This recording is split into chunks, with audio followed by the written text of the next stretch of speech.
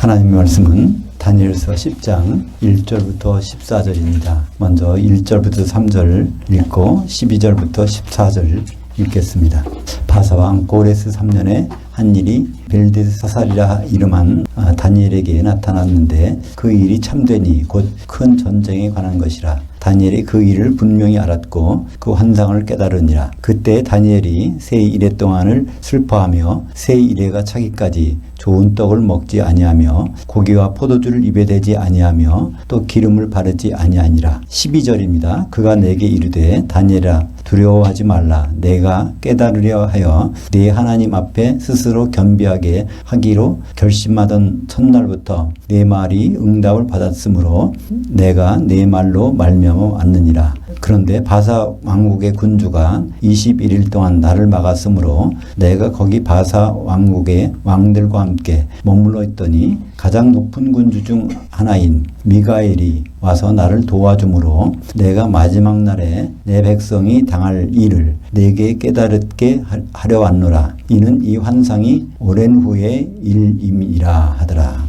오늘 말씀을 가지고 새 일의 기도의 열풍, 알맹이가 빠지면 폭풍이다 라는 제목으로 말씀을 나누겠습니다. 다니엘은 어려서 바벨론의 포로로 끌려갔습니다. 그리고 70년 거기서 지내고 하나님께 환상을 보고 그의 깨달음을 받았습니다. 70일에 대한 환상을 봤죠. 그것이 다니엘서 9장에 나오는 내용입니다. 그래서 예루살렘 성벽이 회복되고 그 다음에 메시아가 나타나고 먼 훗날 주님이 재림하신 장면까지.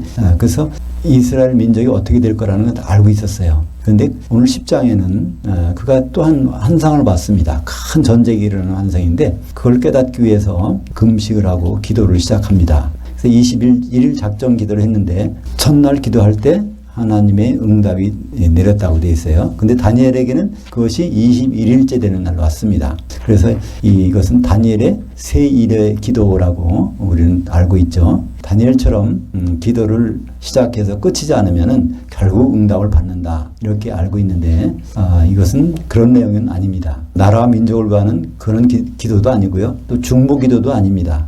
이것은 순전히 큰 전쟁에 대한 환상을 깨달으려 한 그 기도를 했더니 그걸 깨닫게 해주신 것입니다. 여기 나오는 미가엘이 바로 이 기도의 핵심이죠. 우리는 보통 다니엘이 기도한 방식과 기도한 열정과 기도한 내용 그런 것들을 본받으려고 하는데 여기서 주시는 하나님의 말씀은 그거와는 전혀 다른 것입니다. 천사장이라고 하는 미가엘은 다니엘서에서 특별히 소개되는데 다니엘서 10장이 나오고 다니엘서 마지막 12장이 나옵니다. 근데 미가엘이 누군가를 설명해 주는 것은 구약 성경에 여기에서 나오는데 우리에게 미가엘이 누군지를 알게 해준 기도가 다니엘서 새 일의 기도인 것입니다. 보통 이 다니엘서 기도와 신약시대 오순절날 성령이 내리신 기도, 그래서 마가다락방에서 120명이 합심해서 기도했더니 성령이 내렸다. 그래서 많은 사람들이 모여서 합심해서 기도하면 성령께서 역사하신다는 그런 내용으로 다니엘 21일 기도와 마가다락방의 기도를 같이 연관시킵니다. 그러나 다니엘이 이 세 일의 기도나 마가다락방에 120명이 기도한 것이나 전혀 우리가 아는 내용과는 다른 내용입니다. 특별히 마가다락방의 기도라는 것은 사실 있지도 않았어요. 그 오순절날 기도는. 왜냐하면 마가다락방의 사건을 기록한 누가복음 맨 마지막에 누가복음 24장 53절에 사도들이 예수님을 보내고 성전에 가서 늘 하나님을 찬송하더라 이렇게 끝납니다. 그래서 찬송하니까 오순절날 성령이 내린 것입니다. 그래서 마가다락방과 성령이 내리는 것은 전혀 무관한데 그것을 많이 오해하고 있는 것이죠. 그래서 120명이 합심해서 기도해서 성령 내리신 것이 아니라 사도가 찬송을 했더니 정해진 날에 오순절날에 성령이 내리신 것입니다. 오순절날은 기름과 밀가루가 반죽돼서 떡을 흔드는 날입니다. 그래서 사도들이 밀가루가 되고 성령이 내려서 떡이 흔들리는 날이 바로 오순절날이죠. 이것은 기도가 우리 열심에 의해서 응답되는 것이 아니라 하나님이 작정하신 시간에 하나님이 예비하신 장소에 거기 있으면 그런 일이 나타난다는 것을 우리에게 설명해 주고 있는 것입니다. 그래서 다니엘의 이 세 일의 기도의 그 내용에서도 큰 전쟁에 대한 것을 미가엘을 통해서 보여주신 것이죠. 그러니까 구약 성경은 우리가 그대로 구약 성경이 말씀하신 내용대로 충실히 행하면 구원을 얻는다는 그런 용도가 아닙니다. 예수님이 직접 말씀하셨죠. 구약 성경이 어떤 용도라는 것을 요한복음 5장 39절에 너희가 성경에서 영생을 얻는 줄 생각하고 성경을 연구하거니와 성경이 나에 대해서 증언하는 것이니라. 예수님이 말씀하신 성경은 신약이 아닙니다. 구약 성경이에요. 창세기부터 말라기까지 그 내용들은 그 내용을 지켜서 영생 얻으려고 하는 것이 아니라 그 내용들을 잘 보고 예수님이 누구신지, 무슨 일을 하실 건지, 앞으로 어떻게 될 건지 그 일을 깨달으라고 준 것이죠. 그러니까 이 다니엘서도 마찬가지입니다. 다니엘서를 읽으면서 특별히 다니엘서 10장의 새 일의 기도를 보면서 거기서 우리는 다니엘처럼 열심히 기도해야지 이런 것이 아니라 거기에서 나타나신 예수님이 누구실까 그 모습을 봐야 됩니다. 특별히 오늘 10장 13절에 거기에 미가엘이 나오는데요. 다니엘의 기도의 응답을 가지고 온 천사가 그 바사 국군 군주에게 막혔는데 이것은 바사 어떤 사람이 아니라 바사의 나라를 페르시아 나라를 그 당시에 세계 최강대국의 나라의 뒤에 있는 사탄 마귀의 역사를 말하는 것입니다. 그게 막혀서 거기에 있다가 미가엘이 도와줘서 다니엘에게 온 장면이 나옵니다. 그러니까 다니엘의 기도의 응답은 누구 손에 달린 거냐면 미가엘의 손에 달렸다는 걸 알 수 있습니다. 그래서 이 미가엘이 누굴까요? 미가엘의 뜻은 미카, 누구일까? 누구냐? 그런 뜻입니다. 그리고 엘 하면 하나님. 하나님과 같으시니까 누구이겠느냐? 사람으로서 하나님 같으시니까 누구겠느냐? 그래서 그것은 예수님을 상징하는 말이고 이것은 유일한 천사장입니다. 성경에는 많은 천사장이 있다고 안 했어요.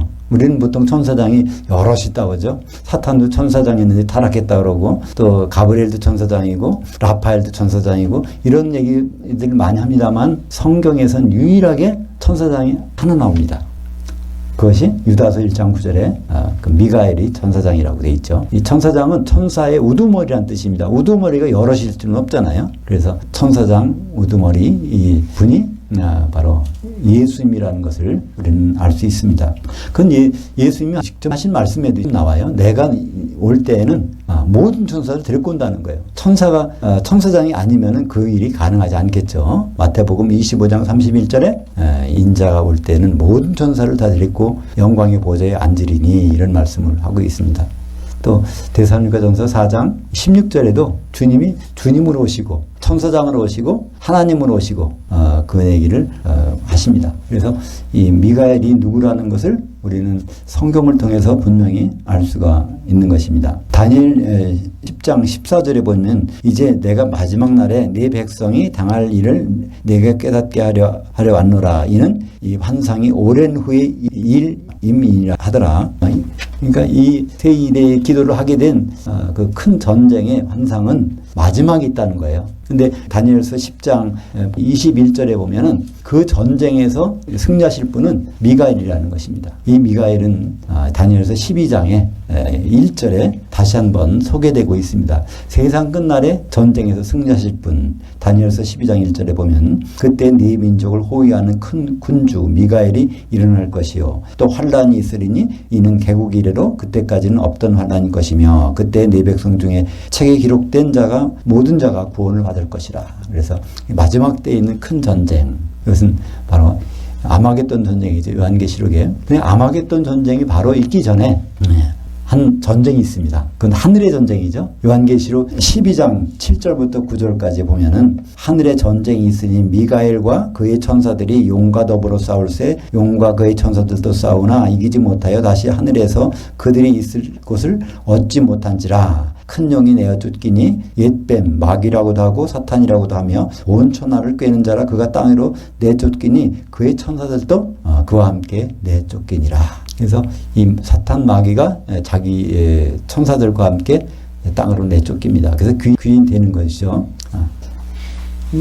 이 하늘에서 땅으로 쫓겨나는 것이 사실은 땅이 어디라고 그랬습니까? 요한계시록에서 땅은 교회입니다. 요한계시록 1장 5절에 보면 땅의 왕들의 머리가 되신 예수. 근데 골로새서 1장 18절에 보면 교회의 머리가 되신 예수님. 그러니까 교회와 땅은 동격으로 사용된 것입니다. 그러니까 땅으로 내어쫓긴 것은 교회에 내쫓겼다는 것이고, 말세에 교회에 누가 많이 있어요? 사탄과 귀신들이 영이 우글우글하다는 것입니다. 그것은 주님 오실 시간이 되면 될수록 교회에서는 그런 현상이 많이 일어난다는 것을 미리 말씀해 주고 있습니다. 그래서 마지막에 아마겟돈 전쟁이 일어났는데, 그 모든 전쟁이 준비된 다음에 마지막에는 어떻게 되십니까? 싱겁게 끝나죠? 요한계시록 16장 17절에 7번째 대접을 공중에 쏟음에, 공중곳에 잡은 자가 이제 거기서 마귀에 결박돼서 무적행이 들어가는 장면이 나옵니다. 그래서 전쟁이 끝나는데, 그 전쟁의 승리자는 예수님이십니다. 그러니까 전쟁의 승리자라는 예수님을 미가엘로 표현하고 있고, 다니엘서의 세 일의 기도 중에 그 중심 인물이 나오는 것입니다. 그렇기 때문에 우리는 다니엘서를 보면서, 특별히 10장에 나오는 세 일의 기도를 보면서 거기에서 다니엘이 누구신지를 알지 못한다면 다니엘서를 제대로 못 보는 것입니다. 예수님이 직접 말씀하신 대로 구약 성경의 모든 내용은 나를 설명하고 있는데, 다니엘서에서도 그 예수님을 볼 수 있다면 그거는 바로 미가엘이죠. 우리가 다니엘의 기도 내용에, 다니엘의 그 열심에 집중하고 따라서 할 것이 아니라, 다니엘을 통해서, 다니엘의 기도를 통해서 나타나신 이 미가엘을 봐야 될 것입니다.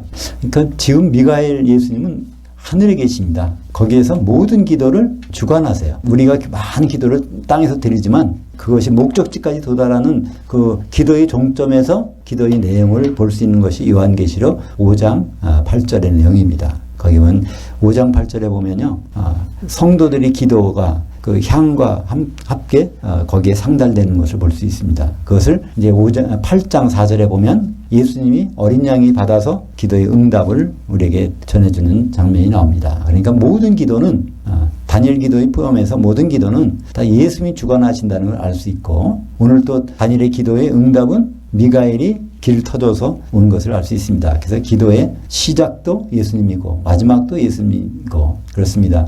기도를 참 멋있게 잘해봐야지. 그럼 다니엘 기도를 생각합니다.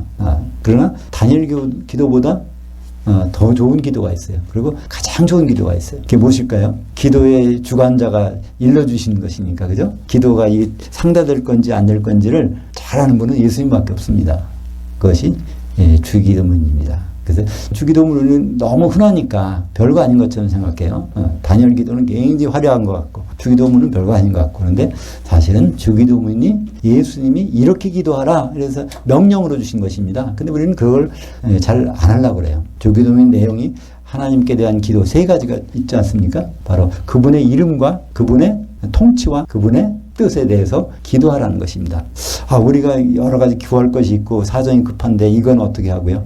너희가 기도하려고 할 때 그 시점에서 하나님이 다 아셨다는 겁니다. 그러니까 이제 하나님에 대한 것을 기도하라. 그래서 하나님의 이름은 무엇입니까? 여호와잖아요. 여호와라는 원래의 뜻은 그건 되게 하시는 분입니다. 뜻을 이루시면 반드시 성취하시는 분. 출애굽기 3장 14절에 번역이 제대로 안 된 게 있죠. 나는 스스로 있는 자니라 이렇게 번역된 것이, 원래 그 번역을 하자면 나는 되게 하시는 자로서 앞으로 되게 할 자니라, 내가 마음먹는 것은 반드시 실행한다는 뜻이 여호와라는 뜻입니다. 그분의 뜻이 맨 처음 성경에 나온 것이 어디 있죠? 창세기 2장 24절입니다. 그 강력한 의지미래, 하나님이 선포하신 의지미래는 남자가 부모를 떠나 그의 아내와 앞에서 한 몸 결혼식 하는 것은 반드시 하고야 말겠다는 그 뜻을 이루시는 분은 여호와. 그래서 그 뜻을 이루시려면 하나님의 통치가 필요합니다. 그래서 그분의 통치를 구하라는 거예요. 우리는 그것도 나라에 임하옵시며 이렇게 번역이 되어 있는데, 그 천국에 임하라는 것이 아닙니다. 그분의 통치가 실행되기를 바라는 것입니다. 그래서 하나님의 통치는 결국은 이루어집니다. 그것이 성경에 단 한 번 기록되어 있죠. 요한계시록 19장 6절에 보면 할렐루야, 전능하신 이가 통치를 끝내셨도다, 통치하셨도다. 그러니까 그 통치 내용이 바로 어린 양의 결혼식으로 나타나고 있습니다. 그래서 그분의 이름과 그분의 나라와 마지막으로 그분의 뜻을 위해서 기도하다. 그럼 그분의 뜻은 결국은 바로 결혼식이죠. 예수님과 우리의 결혼식을 위해서 기도하는 것. 그러니까 그 모든 내용 속에 우리 신앙의 목표가 들어있는 것입니다. 다니엘의 기도, 훌륭한 기도고 본받을 만한 기도입니다. 그러나 우리는 그 기도를 따라하는 것이 아닙니다. 그 기도 속에서 핵심인 알맹이인 미카엘을 발견한 것입니다. 그 미카엘이 큰 날의 전쟁에서 반드시 오실 분, 그분이 바로 요한계시록 12장에 나타난 미카엘이라는 것을 우리는 알 수 있습니다. 성도들의 미래는 정해져 있습니다. 어린 양의 혼인식에 참여하는 성도들, 그 요한계시록 19장 7절부터 8절까지 우리가 즐거워하고 그에게 기뻐하며 그에게 영광을 돌리세. 어린 양의 혼인이 이르렀고 그의 아내가 자신을 준비하였으므로 그녀에게 빛나고 깨끗한 세마포옷을 입도록 허락하셨으니 이 세마포옷은 성도들의 의로운 행실들이더라. 한 세마포옷을 입고 있는 성도들, 거기에 들어가려면 준비할 것이 있습니다. 그것은 바로 성령의 기름입니다.